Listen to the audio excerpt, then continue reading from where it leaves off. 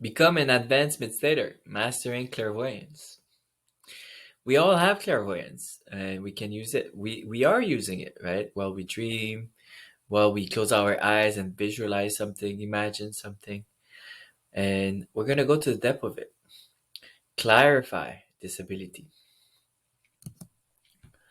So it's like a sense, our sixth sense.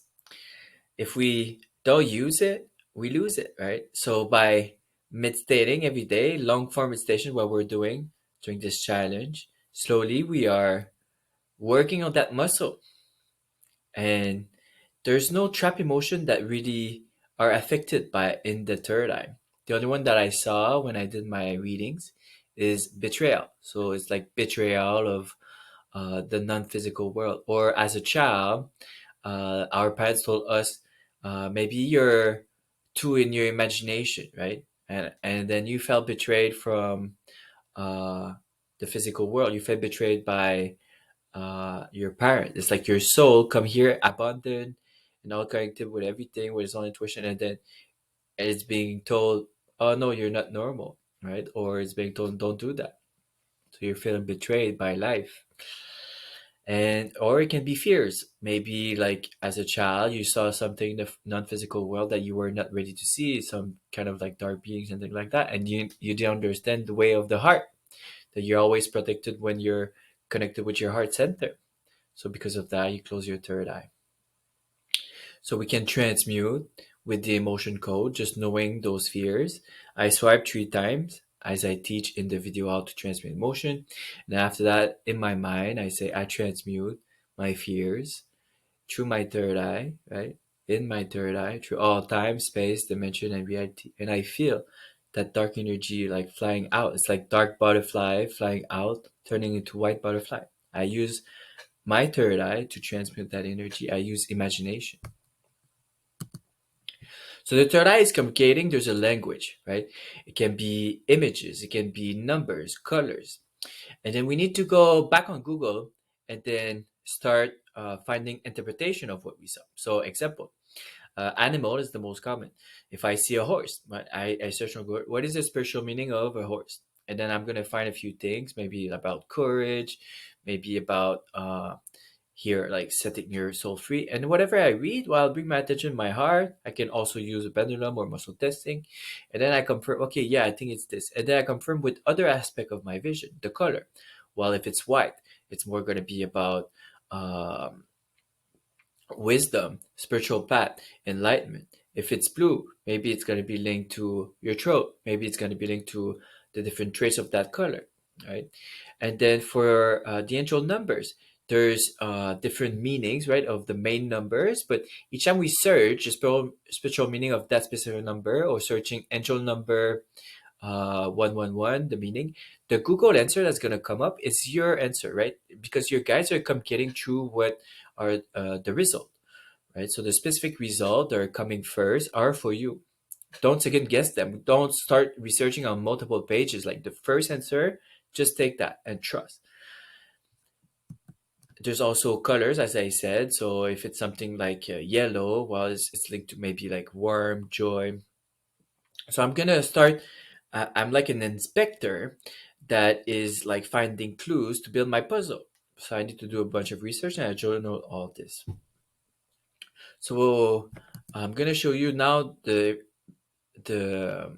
difference between imagination and clairvoyance, and after that we're gonna do an exercise. So right now, just quickly close your eyes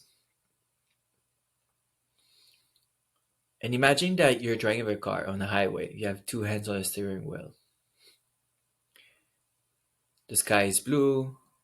Look on the right quickly. You see a mountain, a bird flying by. You bring back your attention in front. You see cars passing by. You're listening to your best song. You're happy.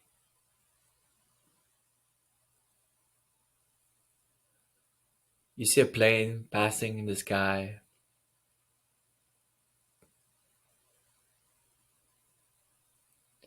Okay, come back to me now. So Where was this happening in your brain, right? Try to journal about this. Is it happening in front? Is it happening in the back? Is it inside of your brain in darkness? It's kind of like not really vivid. It's like blurry a bit. How can you express this to someone? How you see those visions, right? How you feel them. Try to bring words into how to express this, how you are experiencing this. So that was imagination. Imagination is when we create those visions, right? And then clairvoyance is when we receive visions. Sometimes we need to start creating those visions, and as we start narrating, we start receiving, and as we receive, we need to continue the narration. So, example, I want to connect with the Arcturians. Well, it helps at the beginning to start visualizing an Arcturians because it helps my intention. And then after this, well, maybe I have like a vision of an Arcturian that doesn't move. Well, slowly start moving. I'm going to start interpreting what's happening in my mind. As I start interpreting, it's almost like a confirmation to them that you are understanding. And then there's an evolution of that story. And it's going to give you a whole story that you, towards the end, you're going to feel, okay, I received the message. And that vision is kind of going to stop. After that, you understand. Maybe later on, you can journal, you can understand more. So it's very important. So in this exercise here, you're going to understand more. We're going to ask a vision to your feminine energy and your masculine energy. So it can be like an archetype or like a king or a queen. It can be an animal. It can be a color. It can be also like a feeling, an energy, anything that comes up. Don't second guess. It's going to come super quick because intuition come like this from the 5D, right? As an instant. So close your eyes, take a big breath,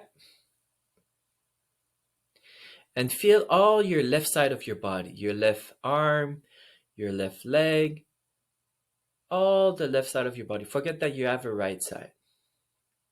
And then in your mind, ask, Dear Feminine, please show me an archetype, a visual, an image of how do you feel right now?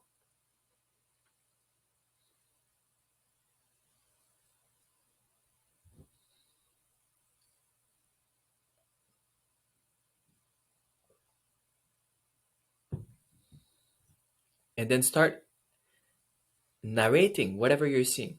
Well, let's say I'm seeing a princess. She's wearing a pink dress. She's having a crown. She's happy. She's having blue eyes. She's wishing to be connected with the masculine. Whatever you wish, just express it in your mind. Express it. And then the story is going to unfold. Then when you're done, journal about it. We're going to do the masculine now. So bring your attention on the right side. Right arm, right leg. Forget that you have a left side. And then ask, Dear Masculine, please show me an archetype or vision of how do you feel right now?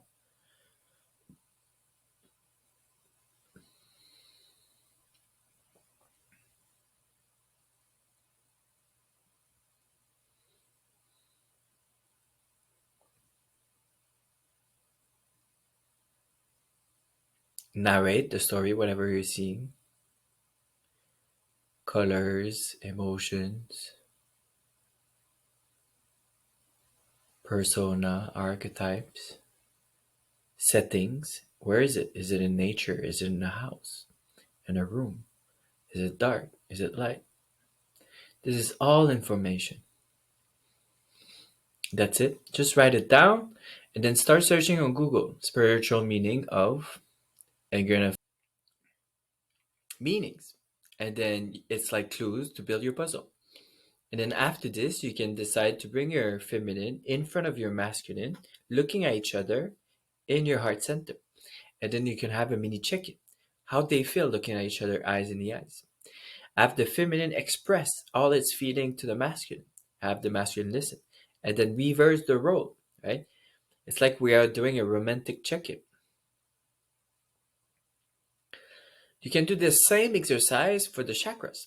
So you can bring your attention to your sacral chakra.